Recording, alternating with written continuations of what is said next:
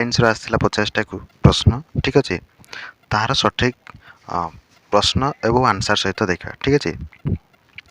ଏଇଟା ହେଉଛି set C ଠିକ୍ ଅଛି। ଆପଣମାନେ ଦେଖିବେ କ୍ୱେଶ୍ଚିନ୍ 50ଟା ଅଛି। ଏଥିରେ ଉଭୟ ଇତିହାସ ଆଉ ଭୂଗୋଳ ଅଛି ଠିକ୍ ଅଛି। ଏକ୍ଜାମ୍ ପୂର୍ବରୁ PIQକୁ ଭଲସେ ଦେଖିକରି ଯିବା ବହୁତ ଇମ୍ପୋର୍ଟାଣ୍ଟ ଠିକ୍ ଅଛି। ତୁମେ ଏଇଭଳି ଚ୍ୟାନେଲରୁ ଦୂରେଇକରି ରୁହ ଯେଉଁ ଚ୍ୟାନେଲ ମାନଙ୍କରେ ଯେଉଁଟାକି ମିଛରେ ଖାଲି ଫେକ୍ରେ କହୁଛନ୍ତି କି ଏଇଟା ରିଅଲ୍ କ୍ୱେଶ୍ଚିନ୍ ଅରିଜିନାଲ୍ କ୍ୱେଶ୍ଚିନ୍ ଏଇଭଳି ଚ୍ୟାନେଲରୁ ଦୂରେଇକରି ରୁହ ଠିକ୍ ଅଛି। ଆମେ ଜଷ୍ଟ ଯଦି ଦେଖିବାର ଅଛି ସମସ୍ତଙ୍କର PIQ ଦେଖ ଲଙ୍ଗ୍ କ୍ୱେଶ୍ଚିନ୍ ଆଉ କ'ଣ ଅବଜେକ୍ଟିଭ୍ କ୍ୱେଶ୍ଚିନ୍ ଡିସ୍କସ୍ କରିପାରୁଛ ଅଧିକ ତା ଉପରେ ଫୋକସ୍ କର ଠିକ୍ ଅଛି। ତ ତାହେଲେ ଏକ୍ଜାମ୍ ବହୁତ ଭଲରେ ଯାଇପାରିବ ଠିକ୍ ଅଛି। ତ ନିଶ୍ଚିନ୍ତ ଏକ୍ଜାମ୍ ସେସନ୍ ଷ୍ଟାର୍ଟ କରିବା ପୂର୍ବରୁ ନିଶ୍ଚିନ୍ତ ସମସ୍ତେ ଗୋଟେ ଲାଇକ୍ କରିଦେବେ ଭିଡ଼ିଓକୁ ଠିକ୍ ଅଛି। ଆଉ ନୂଆ କରି ଆସିଥିଲେ ନିଶ୍ଚିନ୍ତ ଚ୍ୟାନେଲକୁ ସବସ୍କ୍ରାଇବ୍ କରିବେ ଠିକ୍ ଅଛି। ତ ଆମେ ଚାଲନ୍ତୁ ଆମେ क्वेश्चन आरंभ करिया ठीक अछि। देखो ए प्रश्न नंबर 1 रे कोन अछि। फास्ट हम देखा इतिहास राजनीति विज्ञान। प्रश्न नंबर 1 अछि गौरीशंकर राय को संपादन रे केउ संवादपत्र प्रकाशित होई उत्कलय भाव को जागृत करथिला। यार सठिक उत्तरटी कोन हो ऑप्शन बी उत्कल दीपिका ठीक अछि। मो सबुर आंसर ही कहि जाउछि तो माने खाली जस्ट सिंपली आंसर मन रख ठीक अछि। एग्जाम रे बहुत इंपोर्टेंट हो ठीक अछि। ए PIQ क्वेश्चन रिपीट हो बहुत संभावना अछि ठीक अछि। तार प्रश्न नंबर 2 कोन अछि उत्कल सम्मेलन प्रथम अधिवेशन केबे और केउठारे अनुष्ठित होइतिला। यार सठिक उत्तरटी होछि ऑप्शन डी 1903 मसिया डिसेंबर 30-31 तारीख कटक रहितिला ठीक अछि। तापर देखा प्रश्न नंबर 3 रे अछि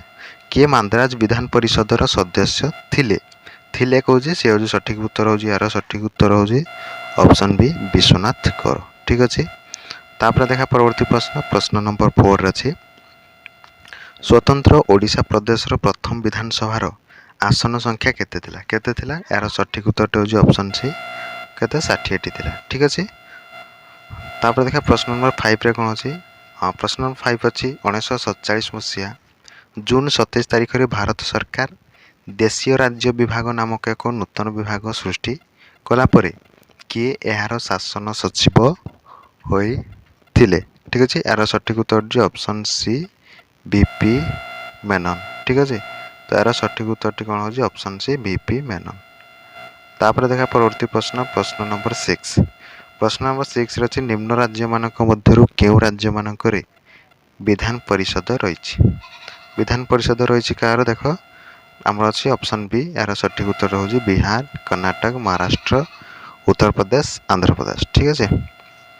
तापर देखा परवर्ती प्रश्न नंबर 7 रे कौन अच्छे प्रश्न नंबर 7 को भारत निम्नोक्त क्यों पद पर परोक्ष निर्वाचन करा जाए परोक्ष निर्वाचन कौटा यार सठिक उत्तर हूँ ऑप्शन डी जोटा राज्य विधान परिषदर सदस्य ठीक अच्छे। तापर देखा परवर्ती प्रश्न नंबर 8 प्रश्न नंबर 8 रे कहूँ ओडिशा गुड़ समरिटान नीति अनुଯାयी सड़क दुर्घटन आहत व्यक्ति मानक निकटस्थ डाक्तखाना पहुँचाइले केते टंकार प्रोत्साहन राशि प्रदान कर व्यवस्था अच्छी। तो यार सठिक उत्तर हूँ ऑप्शन सी 2000 टंका मिल पारे ठीक अच्छे। तापर देखा परवर्ती प्रश्न नंबर 9 प्रश्न नंबर 9 टे कहूँ द्वितीय विश्वयुद्ध पर शीतल युद्ध समय भारत केउ निर्दिष्ट देश को समर्थन करिथिला। यार सठिक उत्तर हूँ ऑप्शन सी सोवियत रूसिया ठीक अच्छे। सोवियत रूसिया को समर्थन करथिला। तापर देखा परवर्ती प्रश्न नंबर 10 प्रश्न नंबर 10 कहूँ श्रीलंका जनसमुदायर केते शतांश लोक बौद्ध धर्म विश्वास करते। यार सठिक उत्तर हूँ ऑप्शन ए 64% ठीक अच्छे केते ऑप्शन ए यार सठिक उत्तर हूँ 64% ठीक अच्छे। सेशन टी यदि भल लगुच निश्चिंत लाइक करेंगे शेयर करेंगे आउ चैनल को प्रथम कर आसते निश्चित सब्सक्राइब करेंगे ठीक अच्छे। तापर प्रश्न नंबर 11 कहूँ संस्कृति शिक्षार तदारख और विकास पाई सरकार केबे और केउठारे उत्कल संस्कृति विश्वविद्यालय प्रतिष्ठा करथिले। तो यार सठिक उत्तर हूँ ऑप्शन सी 2000 मसीहा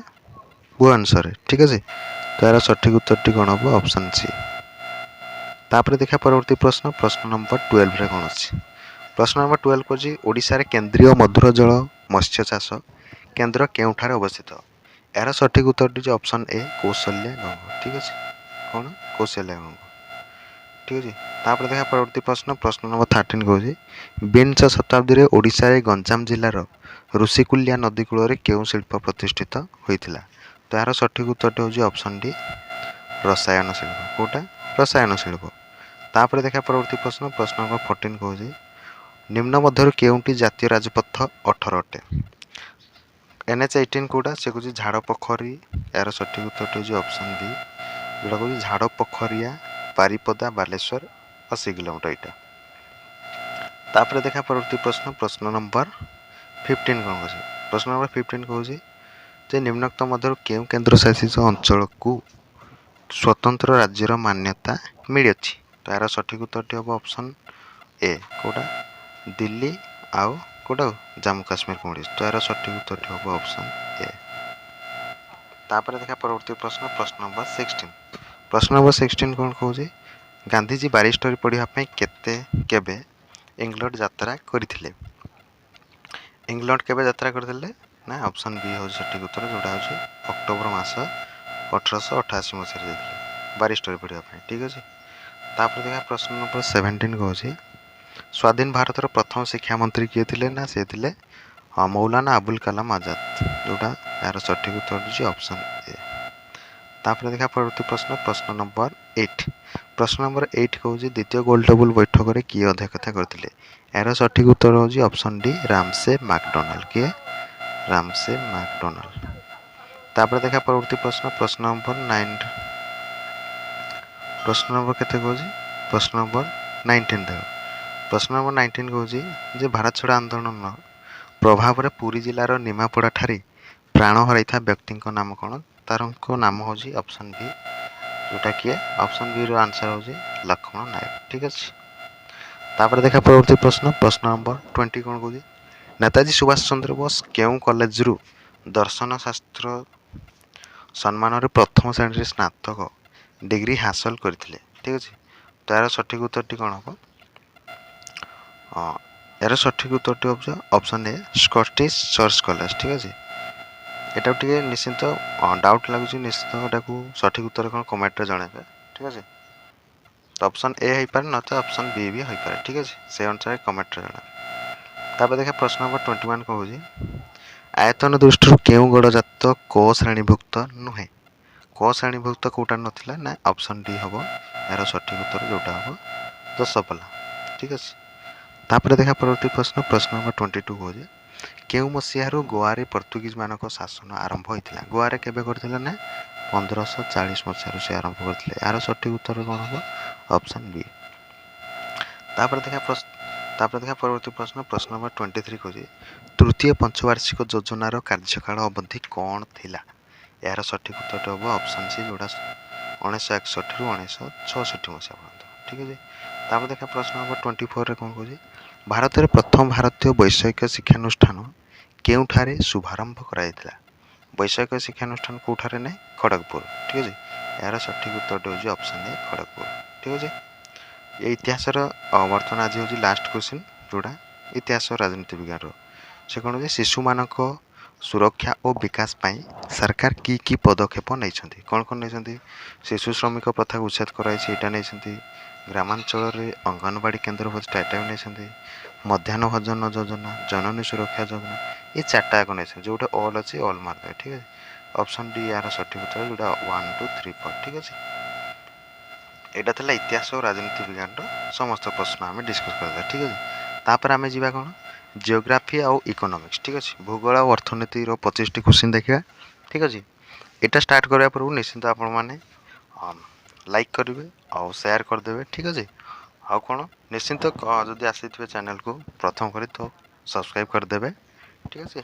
तो चलते पुणी आम 25 टी क्वेश्चन देखीदे निश्चिंत वीडियो को कम्प्लीटली देखिए ताले आपंकर बहुत किसी मन रही ठीक अच्छे और बहुत हेल्पफुल एग्जाम ठीक अच्छे 26 नंबर प्रश्न कहूँ राज्य और आणविक शक्ति केन्द्र मध्य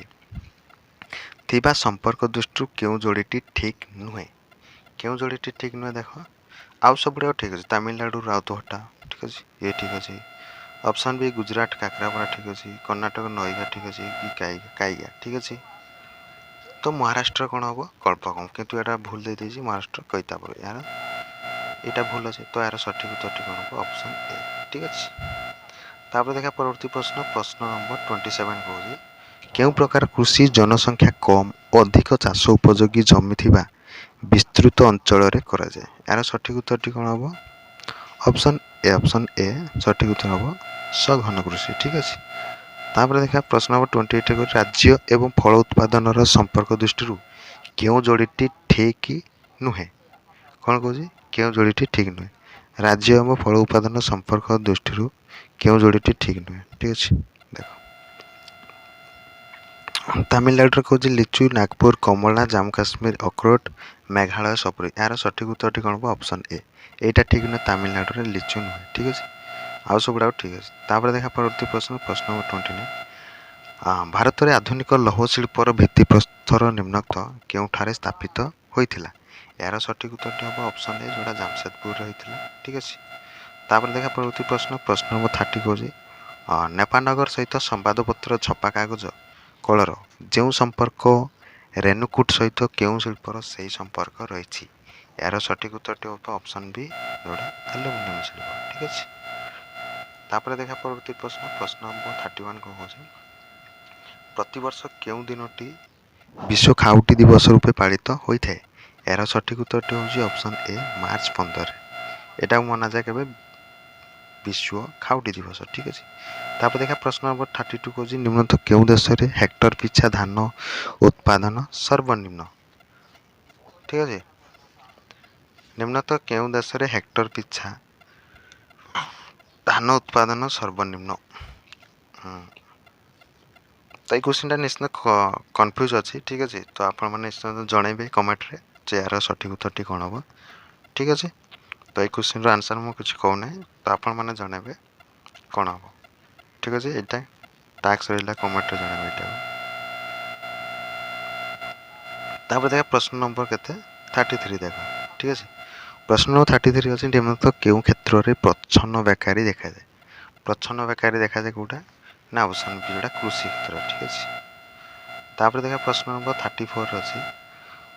ଉଦ୍ୟୋଗ ସୃଷ୍ଟି କରିବା ପ୍ରକ୍ରିୟାକୁ କ'ଣ କୁହାଯାଏ ଏହାର ସଠିକ ଉତ୍ତରଟି ହେଉଛି ଅପସନ୍ ସି ଯେଉଁଟା ହେଉଛି ଉଦ୍ୟୋଗିକୀ ଠିକ୍ ଅଛି ତାପରେ ଦେଖା ପ୍ରଶ୍ନ ନମ୍ବର 35ରେ ଓଡ଼ିଶା ସରକାର କେଉଁ ମସିହାରେ ରାଜ୍ୟକୁ ଶିଳ୍ପ ସମୃଦ୍ଧ କରିବା ପାଇଁ ଶୁଭାରମ୍ଭ ଓଡ଼ିଶା ଯୋଜନା କାର୍ଯ୍ୟକାରୀ କରିଛନ୍ତି ଏହାର ସଠିକ ଉତ୍ତରଟି କ'ଣ ହେବ ଏହାର ସଠିକ ଉତ୍ତରଟି ହେବ ଅପସନ୍ ଏ 2016 ମସିହାରେ ଠିକ୍ ଅଛି ତାପରେ ଦେଖା ପରବର୍ତ୍ତୀ ପ୍ରଶ୍ନ ନମ୍ବର 36ରେ କହୁଛି ନିମ୍ନୋକ୍ତ କେଉଁ ରାଜ୍ୟ ଗୋଦାବରୀ ନଦୀ ଜଳ ବିବାଦର ଅନ୍ତର୍ଗତ ନୁହେଁ କିଏ ନଥିଲା ନା ଏହାର ସଠିକ ଉତ୍ତରଟି ହେବ ଅପସନ୍ ସି ଯେଉଁଟା ଛତିଶଗଡ଼ ହିଁ ନଥିଲା ତାପରେ ଦେଖା ପ୍ରଶ୍ନ ନମ୍ବର 37 ଅଛି ନିମ୍ନୋକ୍ତ କେଉଁ ନଦୀ ସହ ଗାନ୍ଧୀସାଗର ନଦୀବନ୍ଧ ଯୋଜନା ସମ୍ପୃକ୍ତ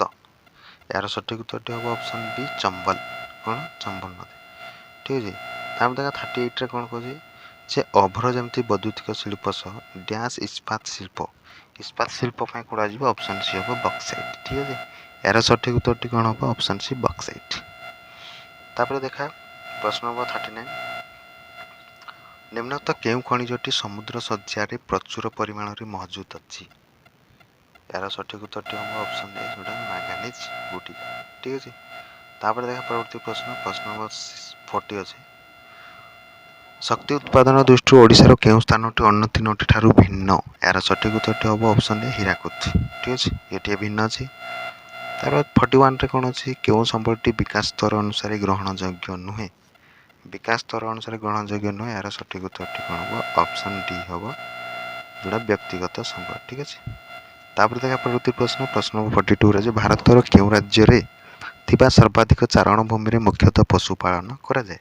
ଏହାର ସଠିକ ଉତ୍ତରଟି ହେବ ଯେ ଅପସନ୍ ସି ଯେଉଁଟା ହିମାଚଳ ପ୍ରଦେଶ ତାପରେ ଦେଖା ପରବର୍ତ୍ତୀ ପ୍ରଶ୍ନ ନମ୍ବର 43 ନିମ୍ନୋକ୍ତ କେଉଁ ଦୁଇଟି ରାଜ୍ୟରେ ଚଷ ଦୁର୍ଗମ ଭୂମି ଦେଖାଯାଏ ଏହାର ସଠିକ ଉତ୍ତରଟି ହେବ କ'ଣ ଉତ୍ତରପ୍ରଦେଶ ଆଉ ହରିୟାଣା ଠିକ୍ ଅଛି ତାପରେ ଦେଖା ପରବର୍ତ୍ତୀ ପ୍ରଶ୍ନ ନମ୍ବର 44 ଅଛି କେଉଁ ପ୍ରକାର ଅରଣ୍ୟକୁ ଦକ୍ଷିଣ ଭାରତରେ ସ୍ଥାନୀୟ ଭାବେ ସଲାସ କୁହାଯାଏ ଏହାର ସଠିକ ଉତ୍ତରଟି କ'ଣ ହେବ ଅପସନ୍ ବି ନାତିଶୀତୋଷ୍ଣ ପାର୍ବତ୍ୟ ଭୂମି ଠିକ୍ ଅଛି ତାପରେ ଦେଖା ପ୍ରଶ୍ନ ନମ୍ବର 45ରେ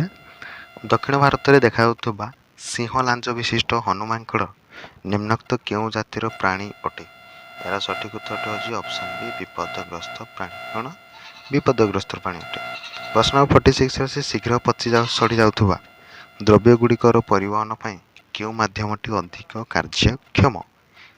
ଠିକ୍ ଅଛି, এই କ୍ୱେଶ୍ଚିନ୍କୁ ନିଶ୍ଚିନ୍ତ ବି ଆପଣମାନେ କମେଣ୍ଟରେ ଜଣାଇବେ ଯେ ଏହାର ସଠିକ୍ ଉତ୍ତରଟି କ'ଣ ହେବ। ମୋତେ ତ ଲାଗୁଛି ଅପସନ୍ ଏ ହିଁ ହେବ,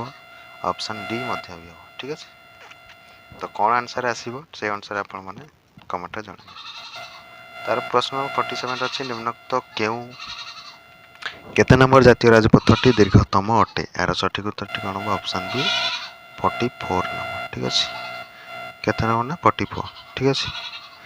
ତାପରେ ପ୍ରଶ୍ନ ନମ୍ବର 48ରେ ଆସିଲା ବିଶ୍ୱ ପାଣିପାଗ ସଂସ୍ଥାର ରିପୋର୍ଟ ଅନୁଯାୟୀ ନିମ୍ନୋକ୍ତ କେଉଁ ମସିହାରେ ବିଶ୍ୱରେ ସବୁଠାରୁ ଅଧିକ ତାପ ପ୍ରବାହ ହୋଇଥିଲା? ଠିକ୍ ଅଛି, କେଉଁ ମସିହାରେ ହୋଇଥିଲା? ଏହାର ସଠିକ୍ ଉତ୍ତରଟି ହେବ ଅପସନ୍ ଡି 2002 ମସିହାରେ ହିଁ ହୋଇଥିଲା। ଠିକ୍ ଅଛି, ତାପରେ ଦେଖା ପରବର୍ତ୍ତୀ ପ୍ରଶ୍ନ 49 ନିମ୍ନୋକ୍ତ କେଉଁ ବାତ୍ୟାଟି ଉତ୍ତର ଓଡ଼ିଶାରେ 2020 ମସିହା ମେ ମାସରେ ହୋଇଥିଲା? ଏହାର ସଠିକ୍ ଉତ୍ତରଟି ହେଉଛି ଅପସନ୍ ସି ଅମ୍ଫାନ। ଶେଷ ପ୍ରଶ୍ନ ଯେଉଁଟାକି 50 ଅଛି କେଉଁଟି ଅର୍ଥନିବେଶ ଯୋଜନାର ଅନ୍ତର୍ଗତ ନୁହେଁ? ଏହାର ସଠିକ୍ ଉତ୍ତରଟି କ'ଣ ହେବ? ଅପସନ୍ ବି ସେବି। ଠିକ୍ ଅଛି, ତ ଏଇଟା ଥିଲା 50ଟି ପ୍ରଶ୍ନ ଥିଲା 2025 ମସିହାରେ ଯେଉଁ ଆନୁଆଲ୍ ପରୀକ୍ଷାରେ ଆସିଥିଲା। ଠିକ୍ ଅଛି, ତ ଏ 50ଟା କ୍ୱେଶ୍ଚିନ୍ ସରିଗଲା ଇତିହାସ, ଭୂଗୋଳ, ରାଜନୀତି ବିଜ୍ଞାନ ଏସବୁ ଥିଲା। ଠିକ୍ ଅଛି, ନିଶ୍ଚିନ୍ତ ଯଦି ସେସନ୍ଟି ଆପଣଙ୍କୁ ଫ୍ରୁଟଫୁଲ୍ ଲାଗିଥାଏ ଏବଂ ବହୁତ ହେଲ୍ପଫୁଲ୍ ହେଇପାରେ ବୋଲି ଭାବୁଛନ୍ତି, ଠିକ୍ ଅଛି, ନିଶ୍ଚିନ୍ତ ଲାଇକ୍ କରିବେ ଆଉ ନୂଆ କରି ଆସିଥିଲେ ଚ୍ୟାନେଲ୍କୁ ସବସ୍କ୍ରାଇବ୍ କରି ରଖିବେ। ଏତିକିରେ ରହିଲୁ, ଜୟ ଜଗନ୍ନାଥ।